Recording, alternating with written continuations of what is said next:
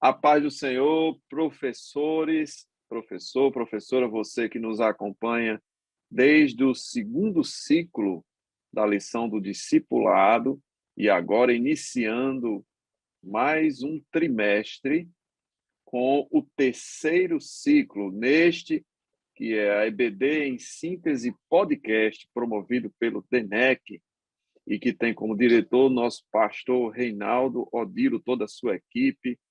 E estamos aqui hoje, infelizmente, sem a participação da nossa querida professora Miriam, que está sempre nos ajudando com o lado da pedagogia e que, por motivos de força maior, não pôde estar conosco. Mas eu estou aqui com meu querido presbítero Otoniel Félix. A paz do Senhor também, meu irmão. Paz do Senhor, meus irmãos, paz do Senhor, ministro do Evangelho Raniel. Estamos felizes realmente mais uma vez aqui. Infelizmente, a nossa irmã não pôde participar, mas, na medida do possível, estamos aqui para cooperar e que o Senhor seja glorificado nesta noite, nesta lição, né? Amém. Mais uma lição, iniciando um novo ciclo. Amém. E agora, a lição de número 1, que tem como característica uma defesa da palavra de Deus. Tem como título a Bíblia como regra de fé e prática. Sim, a palavra de Deus não é apenas um livro espiritual, mas um livro prático, um livro que nos ensina o caminho da salvação, mas nos ensina a viver.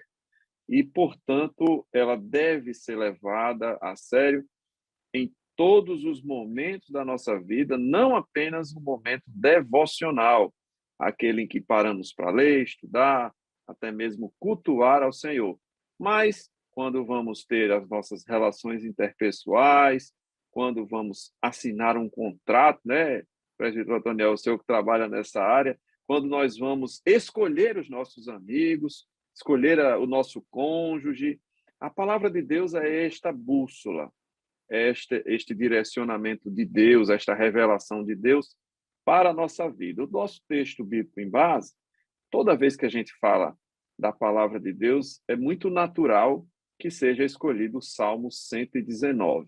Este salmo que é uma ode, né? uma excelência, um movimento de adoração à palavra de Deus. Salmo 119, que nós já falamos aqui no ciclo anterior, é um acróstico, é formado pelas 22 letras do alfabeto hebraico e que a cada 8 versículos tem uma das suas letras iniciando os versículos. A gente não percebe isso porque é traduzido para o português.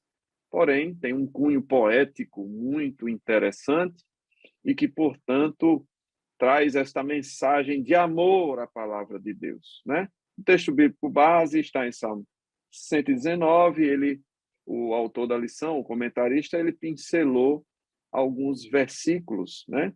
Mas o importante é a gente saber que trata-se de uma defesa, de uma carta de amor à palavra de Deus. E na meditação, nós temos também um outro versículo, presbítero Antoniel, muito utilizado quando nós falamos, né, da inspiração da palavra de Deus, das escrituras, né? O Salmo 119, ele usa termos como a tua lei, as escrituras, a tua palavra.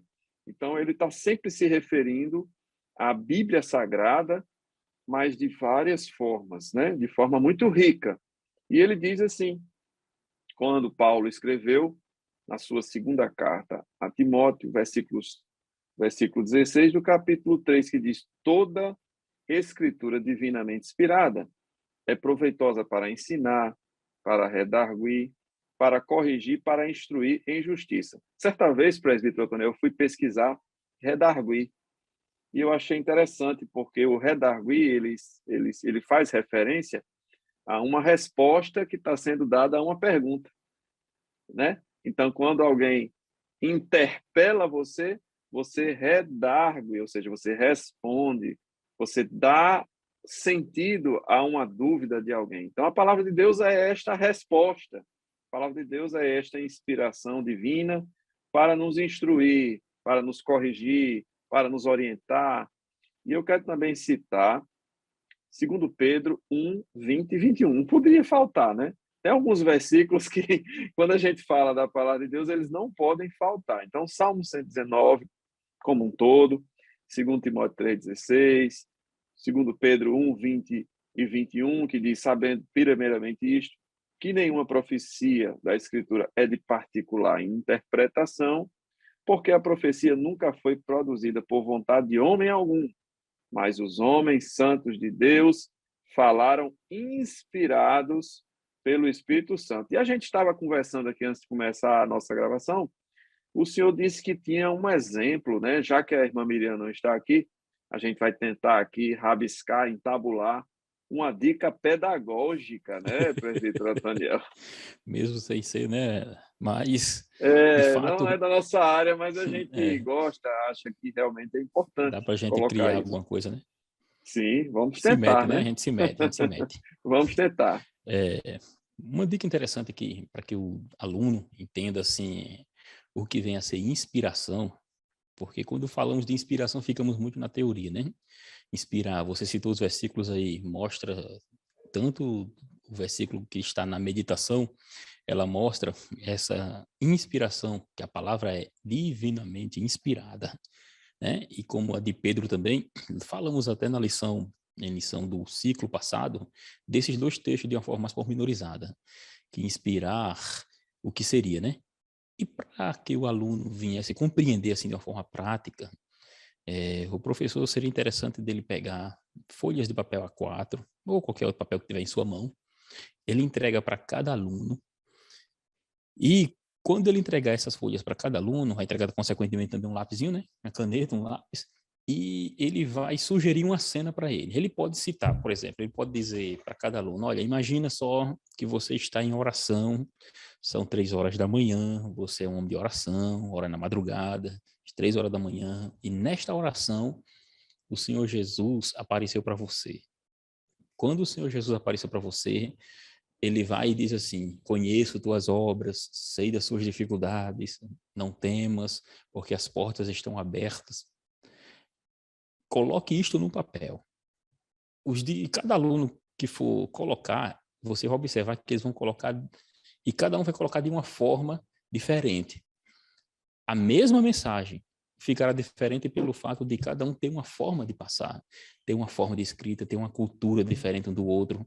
Então, uns vão ser mais concisos, outros serão mais específicos. Alguns citarão até o momento da oração, a hora. Outros dirão apenas que o Senhor apareceu e falou com eles. Ou seja, É de certa forma, ilustra. interessante que o senhor citou, com as suas palavras, Apocalipse 3 e 8, né? É, Mas o interessante não é necessariamente, né, presbítero Nancial, citar o versículo, isso. né? Você Não. pode fazer uma colocação informal, Uhum, né? Eu acho até que o aluno poderia fechar os olhos e se imaginar isso. mesmo naquele momento de oração e depois colocar no papel. Mas continue, diga aí. Isso, justamente. Porque quando ele for colocar no papel, ele vai se imaginar como um discípulo do Novo Testamento, recebendo a mensagem de Deus, orando, e como seria uma experiência na transmissão da mensagem. É isso que seria interessante. Com esse exemplo, o aluno vai entender o que seria inspiração. Ele vai receber a mensagem, mas ele vai utilizar suas faculdades mentais, sua própria inteligência, sua forma de escrever, a sua forma de escrita, seu vocabulário, não vai mudar nada. Da mesma forma foi com A os gente que é discípulos. professor, a gente costuma usar assim, a sua cosmovisão vai ser É, colocada no papel, né? Aquelas isso, suas experiências, a forma que você foi criado, a muito forma de bem. escrever, de usar as Isso. palavras, né? Tanto é que hoje, quem estuda as questões de manuscritologia do Novo Testamento, quem estuda essas questões da Bíblia Sagrada, eles conseguem compreender quando é, por exemplo, o apóstolo Paulo que escreveu. Porque não atribui em Hebreus a Paulo, porque os especialistas na língua, eles dizem Eu que já ia o falar sobre estilo, isso. Quando você falou, eu digo, meu rapaz, Deus, eu queria tanto saber quem foi o escritor aos Hebreus, né? É uma das alguns coisas que eu dizem, vou perguntar a Jesus quando chegar lá. só lá a gente vai saber mesmo, Só mas lá. algumas pessoas, alguns estudiosos dizem que não foi o apóstolo Paulo, por quê? Porque o estilo na escrita de Hebreus não é na tradução que temos, Mas no grego lá, o estilo é diferente das outras formas de escrita do apóstolo Paulo. A forma de escrever. Se você escrever algo, você tem uma forma de passar aquela mensagem. Você tem uma forma didática e você tem uma forma até mesmo gramatical de se iniciar mensagens. Cada pessoa tem uma forma. O tanto de palavras que faz parte do seu universo, né? Isso, exato. Então, você nota claramente que essa dica pedagógica serve porque vai dar um exemplo com os 4 evangelhos. Se você observar os 4 evangelhos, principalmente os sinóticos, né, os 3 primeiros semelhantes, Mateus, eles Marcos e trazem Lucas. Marcos e Lucas, eles trazem uma mesma mensagem, só que de uma visão diferente de cada autor. Tanto é que Apesar de se passar na mesma localidade, né, que isso, é mais voltado ali para a região da muito bem, Galileia, né, justamente, diferente de João, mesmo assim são estilos, isso, finalidades diferentes, né? diferente. Isso fica muito claro quando a gente lê. Você lê as genealogias que Lucas escreve e a genealogia que Mateus escreve, elas estão diferentes. Ou seja, a proposta de cada um, a mensagem, a inspiração para escrever daquela forma foi diversificada. Entendeu? Quando Mateus Perfeitamente. vai citar... Mateus estava com a mente voltada para os judeus, né? Justamente. E Lucas escreveu a Teófilo, que não se sabe exatamente quem Gentil. era. Ou seja, Isso. a visão, as visões, tanto é que quando você lê o Evangelho segundo Lucas e o Evangelho segundo Mateus, nos paralelos de Mateus, que é 24, e Lucas seria 21, quando em Mateus Jesus cita sobre a abominação da desolação de que falou o profeta Daniel, estiver no lugar santo, que lhe entenda, né? Se você observar, Lucas não vai citar da forma que Mateus cita esse texto. Ele não vai dizer assim, a abominação da desolação que falou Daniel, não, vai dizer apenas que haverá uma abominação, a desolação. Ele vai falar de forma semelhante, mas não vai citar o profeta Daniel.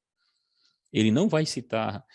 Por quê? Porque o mensageiro e a pessoa que está ouvindo são pessoas diversas. Já o judeu não. O judeu estava familiarizado com o Daniel, o profeta.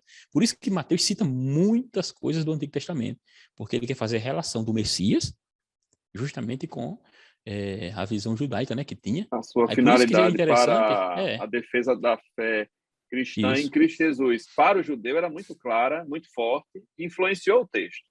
isso, com certeza. Ele queria demonstrar isso. Por isso que você vê as abordagens. Da mesma forma, o aluno, quando pegar o papelzinho e for escrever a experiência que você, professor, está propondo, depois você vai ler cada uma na frente de cada um, vocês vão ver que é diferente a forma de cada um passar a mensagem. Ou seja, de certa forma, a inspiração veio da forma que você manda eles escreverem. Mas vocês não disseram, escreva assim, coloca uma vírgula acolá, coloca um acento ali, não. Vocês apenas narraram como se fosse uma experiência e eles passaram para o papel as suas experiências. Inspirar é isso, é receber do Espírito, no caso, os discípulos, o que seria ministrado. E Perfeito. assim a gente concluía E essa questão pedagógica. é uma experiência que gasta seus 5 minutos, não vai atrapalhar em nada a aula, vai Não, enriquecer, vai trazer esse sentimento de que é possível sim falar do mesmo assunto de formas diferentes, isso, distintas, né? Eu justamente. gostei, eu acho que o senhor leva muito jeito para ser um pedagogo. Muito bem, meus queridos. É uma bênção a gente poder contar com isso. E a gente vai seguir aqui para a nossa lição. E falando sobre isso, né? O mundo não tem a mesma visão que nós. E é importante nesta interação, talvez numa aula de discipulado, tem alguém recém-chegado, é importante permitir que o aluno se expresse e que dê a sua visão a respeito da palavra de Deus. O que a palavra de Deus representa para ele ou para ela, né?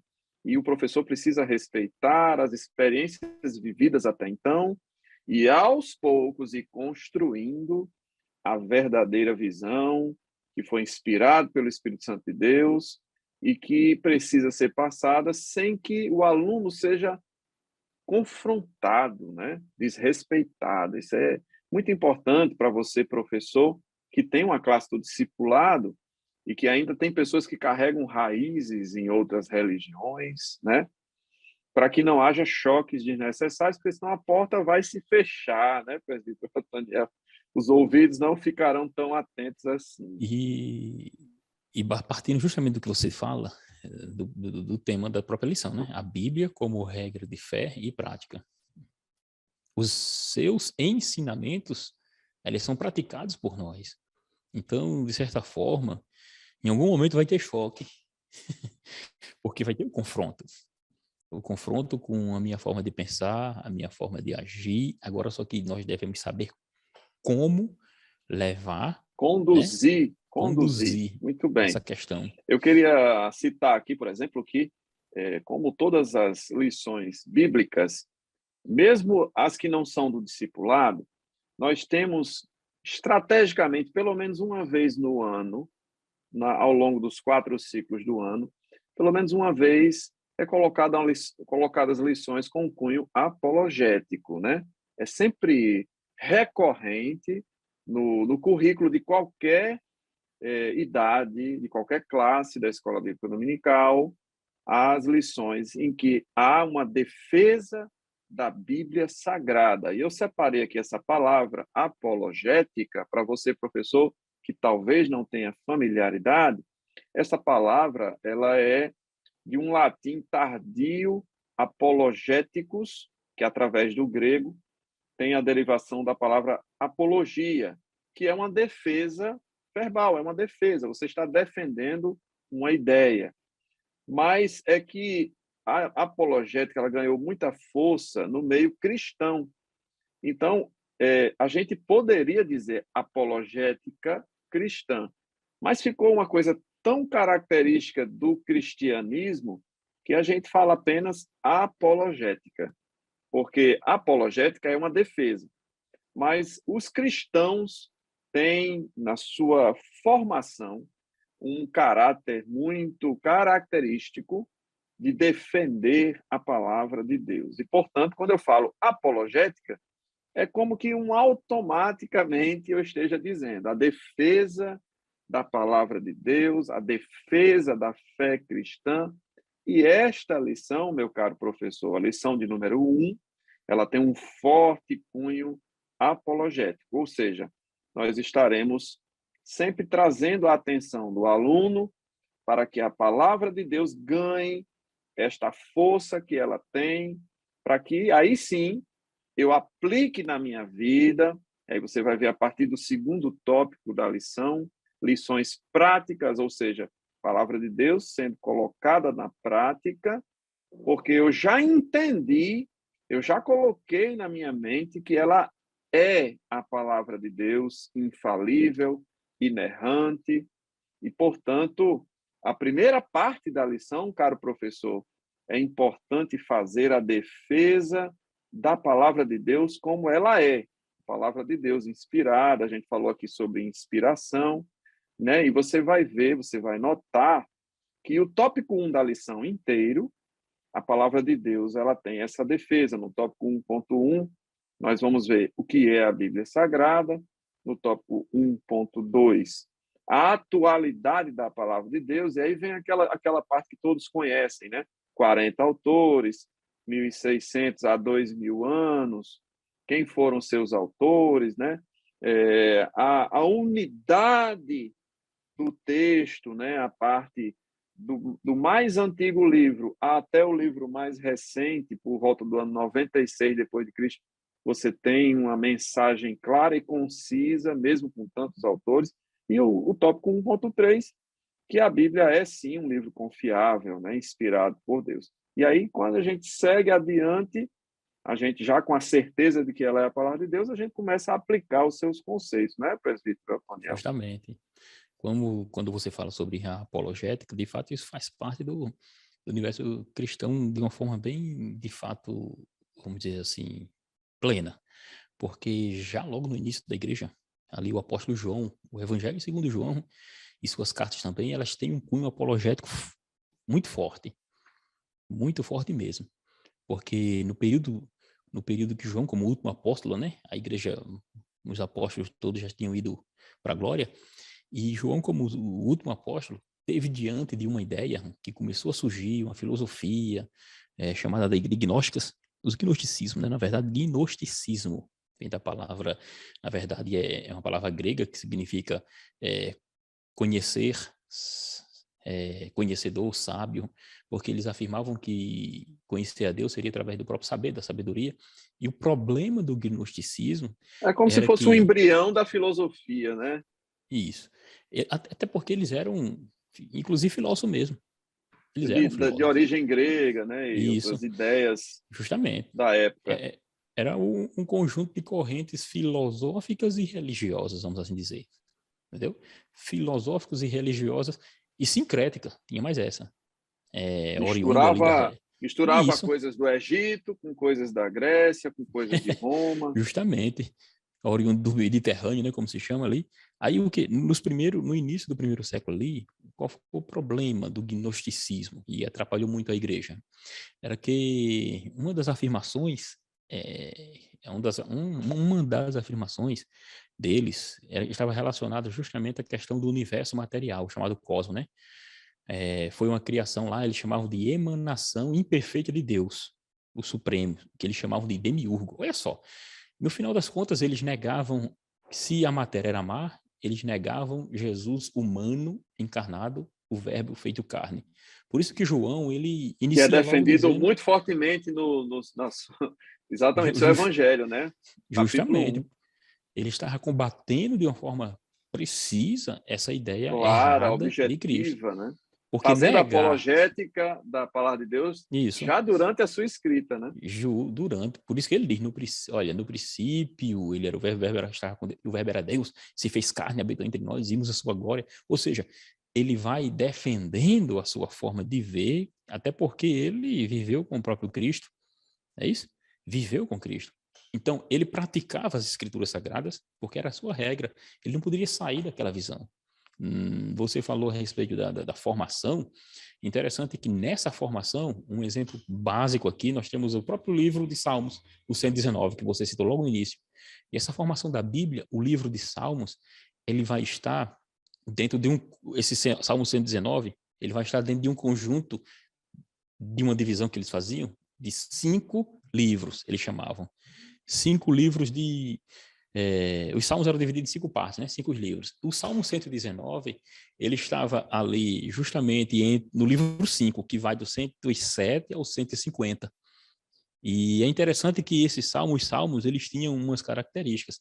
Eles eram divididos, eles tinham uma divisão, chamavam de cânticos de aleluia, cânticos de ações de graças, cântico dos degraus. Essas eram as divisões para cada salmos.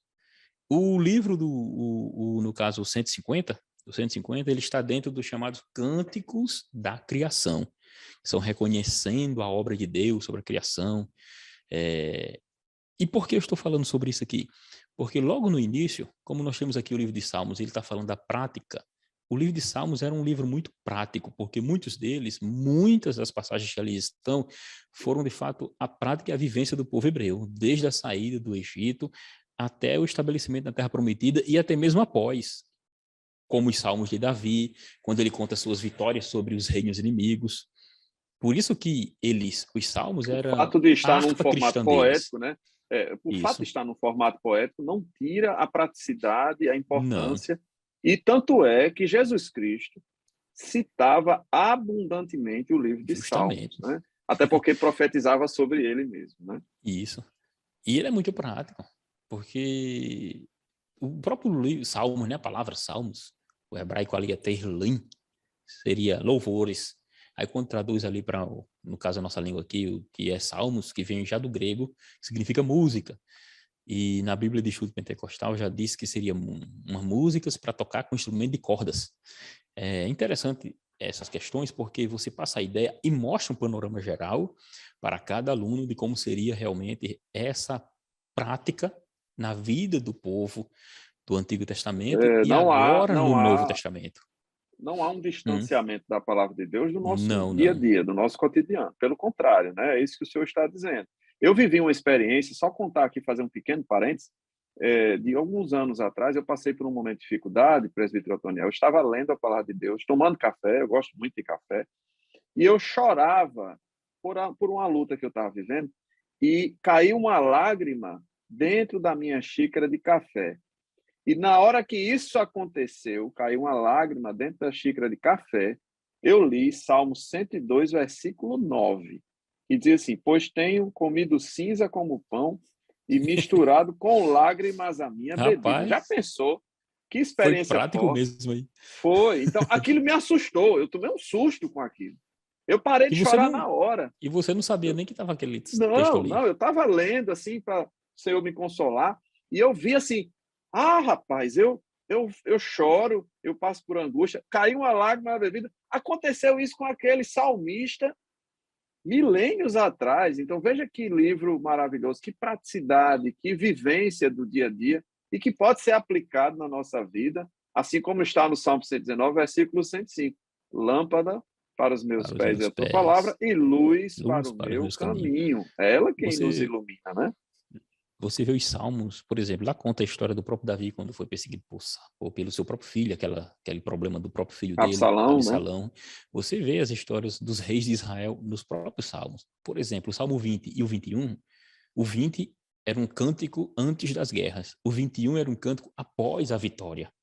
Então você veja que como eles interligavam as coisas. O Salmo 90, atribuído a Moisés, né? Escrito por Moisés, ele conta justamente é, é, depois de todos os problemas que ele passou, Moisés, ele no Salmo 90, ali, cerca de 1.400 anos antes de Cristo, ele canta este salmo. E é interessante porque sempre ele está ligado a uma história da própria pessoa, porque ele é muito prático. E ele se E torna, de fato, tem alguns que louvores.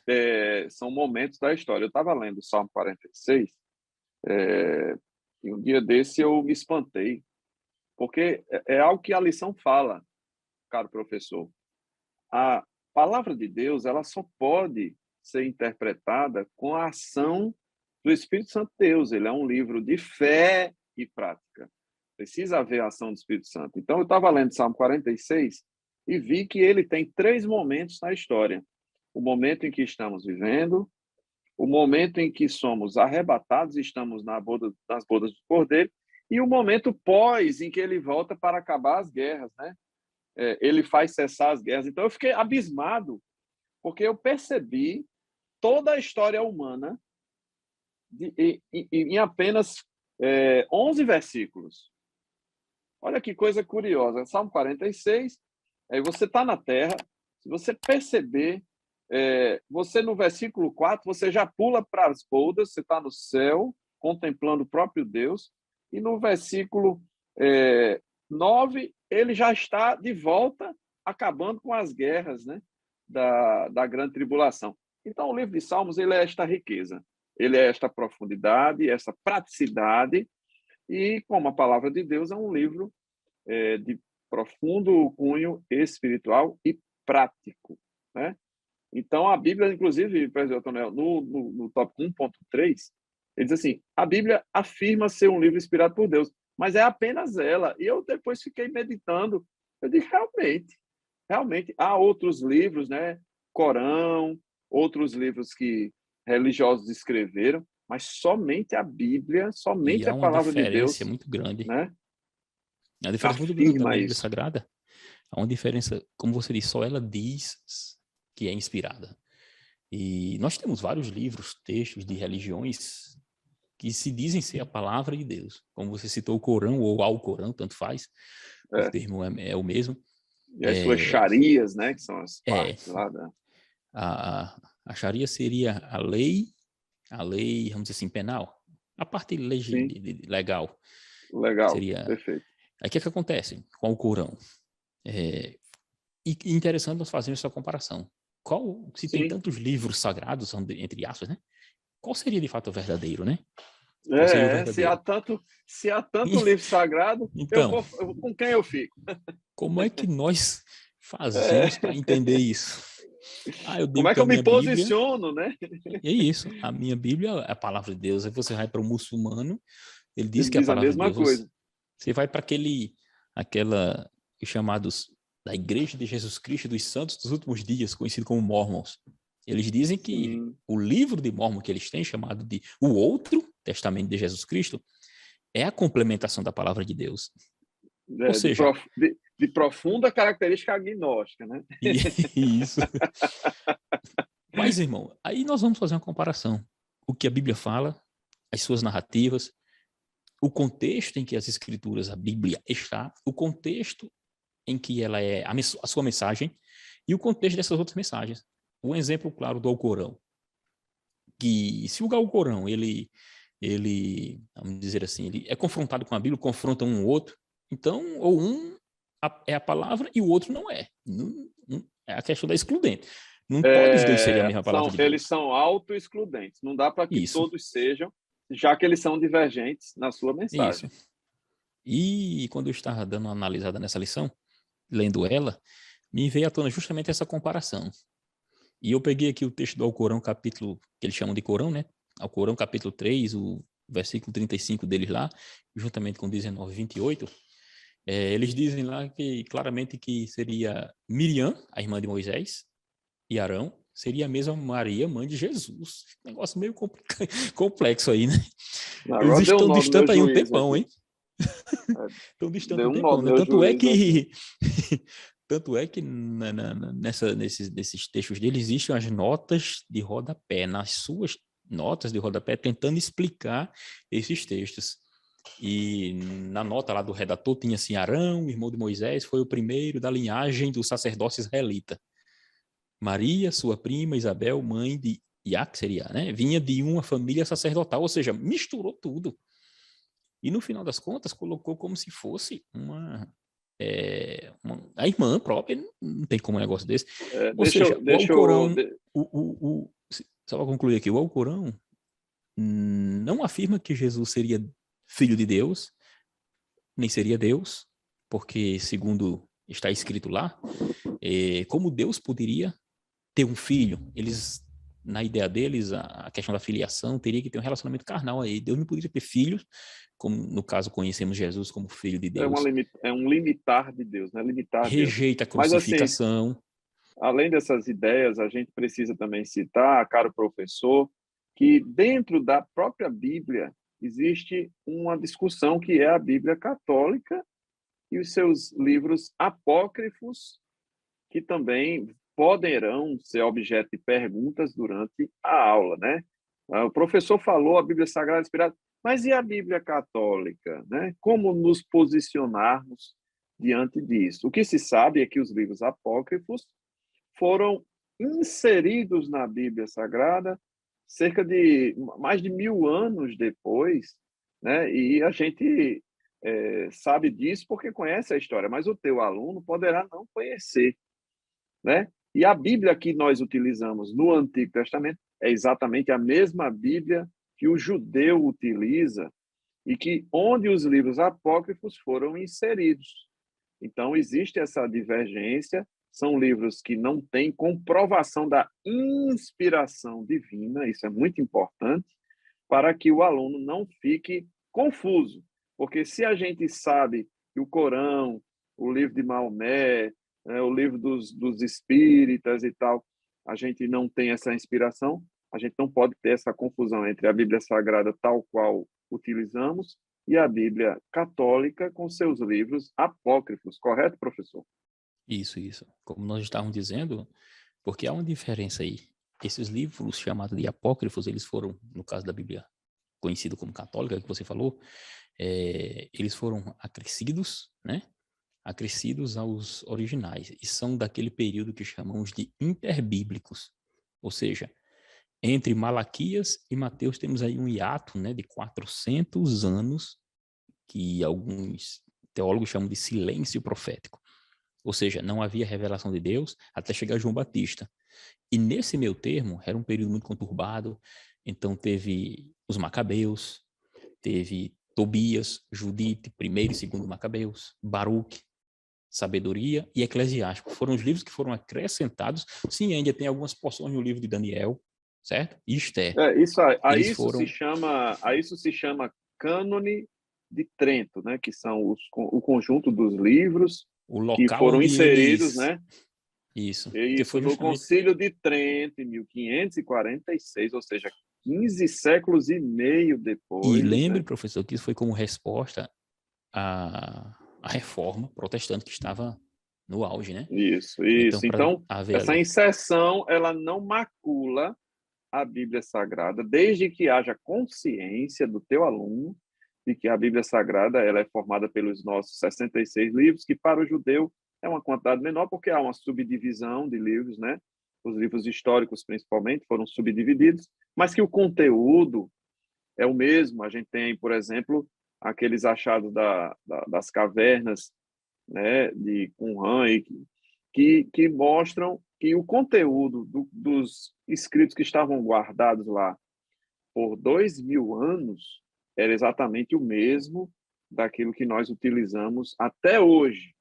E que, portanto, a gente comprova que a palavra de Deus é divinamente inspirada, ela é, sim, a nossa regra de fé e prática, E né? por que nós dizemos que não há uma inspiração desses livros, uma inspiração de Deus? Porque ao analisá-los, existem coisas totalmente assim, sincréticas, inclusive, certo?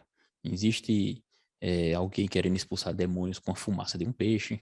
Liga só, ele pega a fumacinha lá e... Sincrético, né? Me permita dizer, Exato. presbítero Otoniel, Hum, sincrético é oriundo de misturas, tá? isso, Mistura. Se eu falo sincrético, eu estou falando de uma mistura. tudo Pegar uma misturado. água com óleo, você mistura, faz alguma coisa ali, mas que É, não não é seria... proveniente Não da é, palavra porque... de Deus. Agora sim, os livros dos Macabeus, por exemplo, e mesmo não sendo inspirado, eles têm um cunho histórico muito interessante, bom. Pode ler, não há problema nenhum. Porque ele conta a história de Judas Macabeu e a questão de Antíoco Epifânio. Você veja que eles contam a Seria um história. equivalente de ler um historiador Flávio José, E muito isso, famoso, exato, né? justamente. Que é Justamente, contemporâneo dos tempos bíblicos, né? justamente. Então, foram escritos, não, mas não como palavra de Deus. Eles são chamados de apócrifos, né? Ou também alguém pode escutar essa linguagem, deuterocanônicos, né? Então, e quando eu falo em inspiração, eu lembrei-me aqui para não perder o raciocínio e a gente avançar. O livro chamado de Mormon, a história deles, eles dizem que o profeta Joseph Smith, né, que eles chamam de profeta lá na América do Norte, recebeu a inspiração de um anjo. O anjo foi até ele, disse que tinha umas placas de ouro, né, e ele traduziu para o livro de Mormon. E a É, história se repete, porque com Maomé exa foi a mesma foi do mesmo coisa. jeito, da E mesma a forma. palavra de Deus nos diz: se até mesmo um anjo vos Isso, trouxer outro evangelho, olha que coisa curiosa. Aí ele seja aconteceu com Maomé, Gálatas 1 e 8, aconteceu né? com Joseph Smith, né? E a história se repete nestes erros aí. Isso. E ele disse que teve essa revelação, só que a gente analisando, aí por que não é a palavra de Deus? Veja só, existem erros básicos. Tem um livro lá chamado de Alma. O nome do livro é Alma, né? Alma, capítulo 7, versículo 14, porque eu já li. Eu tenho ele, inclusive, quando eu não era nem crente em Jesus, evangélico, protestante. Eu recebi visitas de Mormon, me deram o livro, tá? Eu tenho ali livros dele, tem um bocado de coisa dele lá, estudos bíblicos. Então, em Alma 7,14 diz que Jesus deveria nascer em Jerusalém. Ou seja, o nascimento de Jesus local seria Jerusalém. Mas se Miqueias 5,2 diz que Belém de Judá de tu sairá o que será Senhor em Israel. A promessa era em Belém da Judeia. Então temos uma contradição aí. Temos uma contradição. Jesus revela-se aos, eles chamam lá, aos americanos, né, que foi justamente na América do Norte. Lá, Jesus chama 12 discípulos. Lá, Jesus faz milagres, ressuscita mortos. Ou seja, ele é uma contradição muito grande. Jesus faz uma ceia também lá, uma santa ceia, né? É, Institui a ceia. meu Ou irmão seja, Antoniel, se o há o que contradição, eu meu irmão, percebo é que o inimigo, quando ele quer implantar uma mentira, ele mistura um isso. pouquinho de verdade com um bocado de mentira, né? E é o que a serpente fez com Eva. Não é Tanto ao verdade, Corão como né? esse livro de Mormon, eles fazem isso. Eles pegam, como Isso. você falou, a Colocam verdade. um princípio verdadeiro, mas embalam com coisas que não procedem, né? E isso embota a visão de quem não tem o esclarecimento das coisas de Deus. E isso está em 1 Coríntios 2,14, que está citado aqui no encerramento da primeira parte da lição. Ele diz Paulo fala: o homem natural não compreende as coisas do Espírito de Deus porque eles parecem loucura e não podem entendê-las porque elas se discernem espiritualmente. Não se pode conceder uma interpretação bíblica, um conhecimento para Deus sem a ação do Espírito de Deus. E eu tive professores na faculdade, presbítero Antônio, me permita dizer, que diziam assim em sala de aula: eu já li a Bíblia Sagrada e tal, eu passei por essa fase, passei por essa fase. O que lhes faltava era a ação do Espírito Santo. Liam a palavra para conhecer ou talvez até querer refutar, querer negar. E eu achei uma experiência interessantíssima que aconteceu com o nosso querido doutor Rui Barbosa, né? Conhecidíssimo, integrante da Academia Brasileira de Letras, doutor, ele foi diplomata, e chegaram para ele, viu, presidente? Desafiaram o homem, desafiaram ele. Disseram assim: o senhor é um homem, ele tinha uma inteligência tão notável que até os seus rivais reconheciam que a inteligência dele era acima da média. E disseram assim para ele: o senhor vai ler a Bíblia e o senhor vai listar os erros da Bíblia. E ele passou um longo período de tempo estudando a palavra de Deus, detidamente, detalhadamente, e ele chegou e deu a seguinte resposta: fui procurar quantos erros acharia na Bíblia, e foi ela que achou os erros em mim. Eu acho linda a palavra de Deus, porque desde um homem simples como um pescador, como Pedro, né, como João, Tiago, até um catedrático, um homem profundo conhecedor das letras, como Rui Barbosa, esta palavra, como ela é poderosa, ela é inspirada, ela é viva, é eficaz, como está em Hebreus 4:12, penetrou o coração do doutor Rui Barbosa e nele foram feitas obras do Espírito Santo de Deus até que ele reconheceu os próprios erros. E assim é a palavra de Deus. Ele, inclusive, diz o seguinte, só me permitam fazer mais uma citação dele. Ele diz o seguinte a respeito da Bíblia: se eu coloco a Bíblia abaixo de todos os livros, ela é que mantém todos eles. Se eu coloco ela no meio dos livros, ela é o coração destes livros. E se eu coloco ela em cima dos outros livros, ela é a cabeça e a autoridade de todos os livros da minha biblioteca. Que coisa linda, né?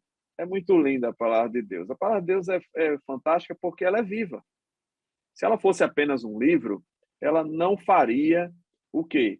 Transformação de vidas, né?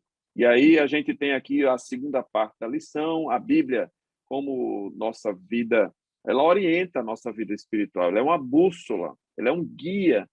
E ela não seria, presbítero Antoniel, a palavra de Deus se ela não transformasse vidas. E tem uma outra frase muito conhecida de um sociólogo americano, A.T. Pierson.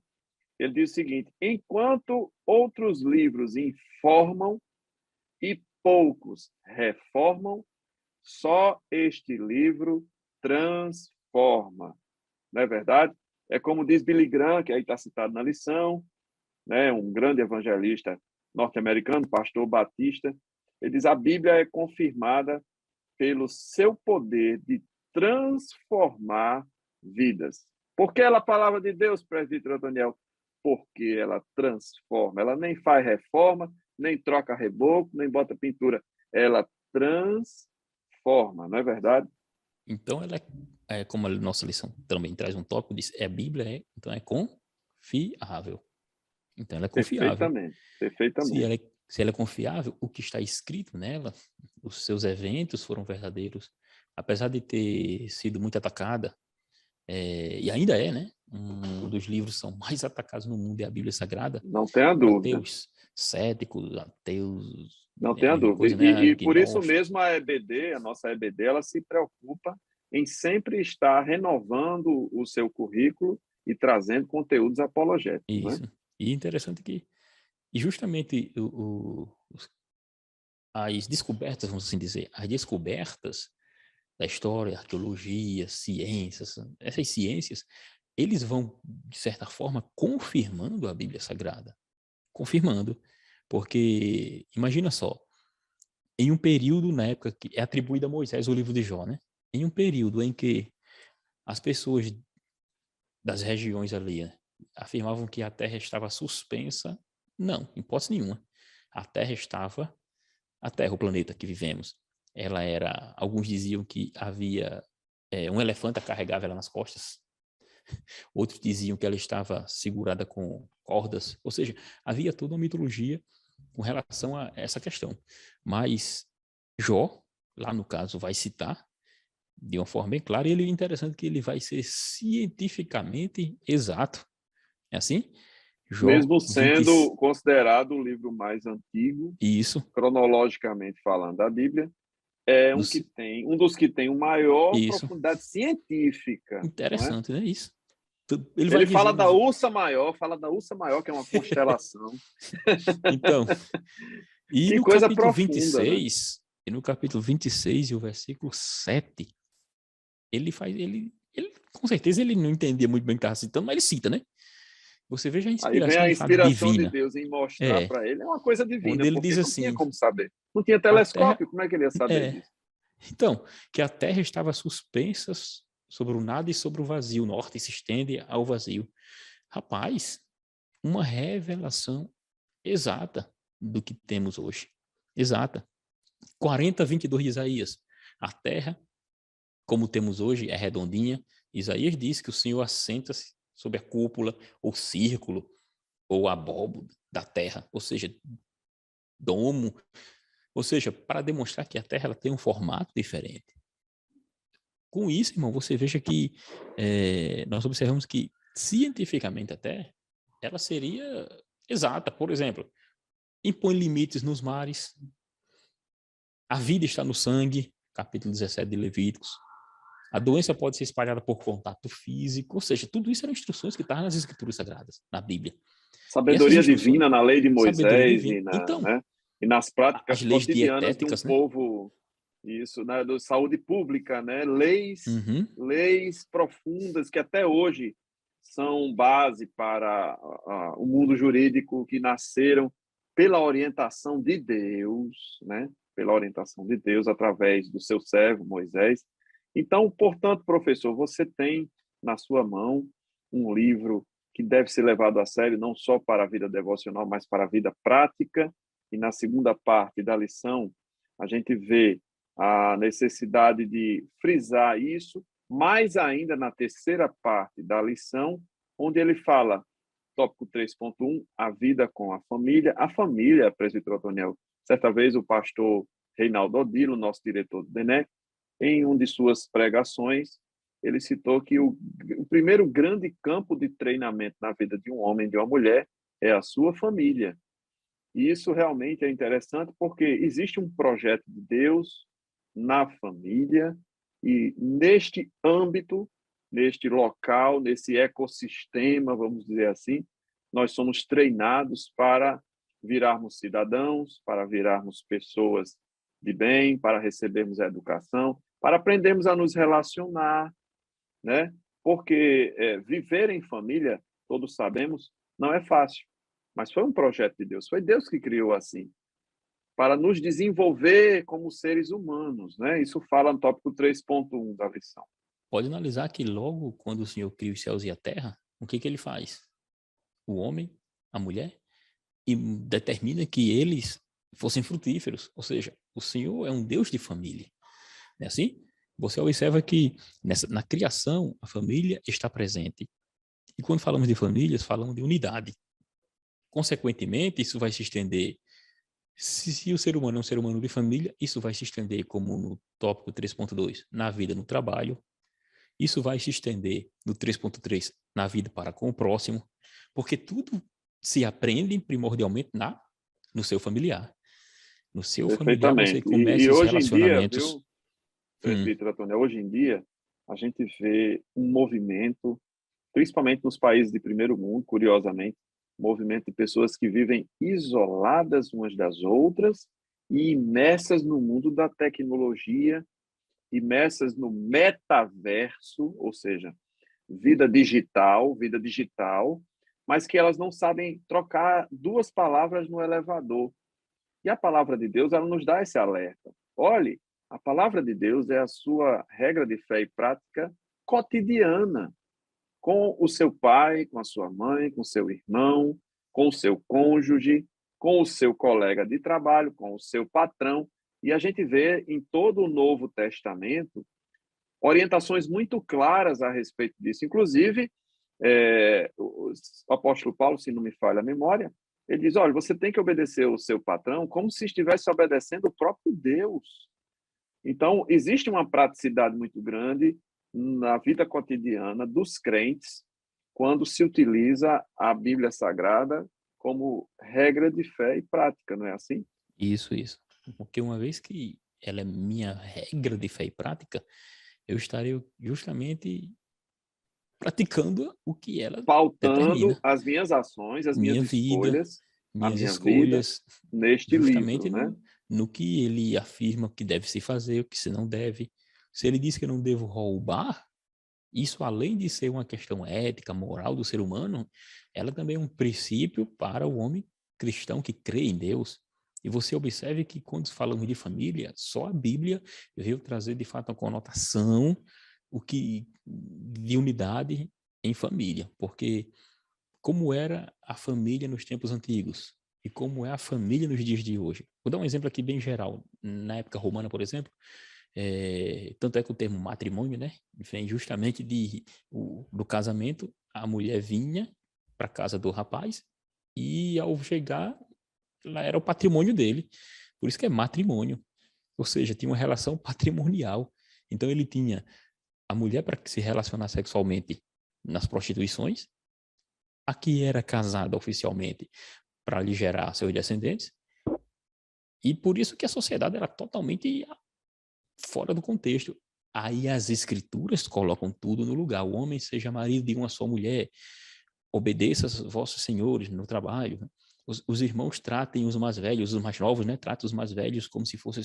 Rapaz, só as escrituras sagradas Aí traz para o você tem cotidiano. recomendações práticas para viúvas, como está no livro de Tiago, como está no livro de Atos, que inclusive uma das grandes discussões já na igreja foi a questão do benefício para as viúvas, né, que não eram de origem judaica de nascimento, E um mas que período deviam que ser você não via isso, né? assistidas pela igreja, deviam ser assistidas pela igreja, Justamente. né?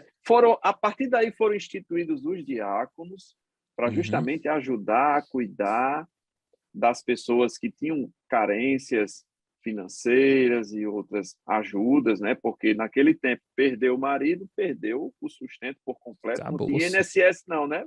Meu Tinha querido. nada. Tinha Então a rua a para palavra de mendigar e Deus, olhe lá. então a palavra de Deus desde sempre ela estabeleceu os princípios morais, éticos da sociedade, seja ela de qual país for. Ela estabeleceu as regras de convivência, estabeleceu as regras de saúde pública, estabeleceu as regras de convivência, e isso a gente precisa frisar para o aluno, para que ele entenda que antes que houvesse uma carta magna de um país como o Brasil, antes que houvesse uma Constituição Federal, antes que houvesse o Código Penal, antes que houvesse o Código Civil, a palavra de Deus já era esta regra de vivência, de convivência, e que a gente pode utilizá-la sob qualquer circunstância, porque ela é soberana e ela ultrapassa as esferas da terra. Ela vai até Dará os certo. céus, né? Dará Ela dá certo na certo vida. na terra e dá certo no céu, por exemplo, até nas regiões celestiais a palavra de Deus é válida, né? Exato. Ela é firme, ela é confiável, ela é assim Isso. o E ela esteio vem da sendo. sociedade. E uma coisa que devemos frisar aqui, que ela está sendo preservada por Deus desde muito tempo. Desde sempre, até hoje. Desde sempre. Graças a Ela é Deus, preservada. Por isso que estamos né? Ele aqui diz: "Eu com ela. velo pela minha palavra", né? Olha, esse livrozinho aqui chamado de Pais Apostólicos, Clemente de Roma, Inácio Policarpo, tem um de Didaquê e tem um aqui chamado de Pastor de Hermas. Ou seja, foram logo no início da igreja, após pessoas aqui, teve alguns deles aqui que conheceram João, o apóstolo, conheceram o apóstolo Paulo, ou seja, eles contam história e como já reconheciam as escrituras sagradas, o Novo Testamento como temos hoje, como Bíblia, como palavra de Deus. Então, ela é confiável pela história, ela é confiável pelas questões que observamos no dia a dia. As escrituras sempre vai ser confiável. porque ela transforma vidas. Inclusive, nós falamos aqui, para mim terminar essa fala, falando sobre a crença, o ateísmo, que negócio todo, eu lembrei-me que o escritor de um livro que se tornou um filme, né? Lew Wallace, do filme Ben-Hur, era um ateu Sim, mundialmente é um conhecido. clássico, né? Esse Isso, filme é clássico, né? Tem mais de mundialmente 3 horas de conhecido. duração, tem que ter tempo para assistir. E ele era um ateu mundialmente conhecido. E como é que ele se converte a Jesus? Percorrendo as bibliotecas de toda a Europa para tentar provar a falsidade do evangelho. E ele se vê prostrado diante do Senhor Jesus, confessando Se como Senhor e curva, né? Deus. Não resiste.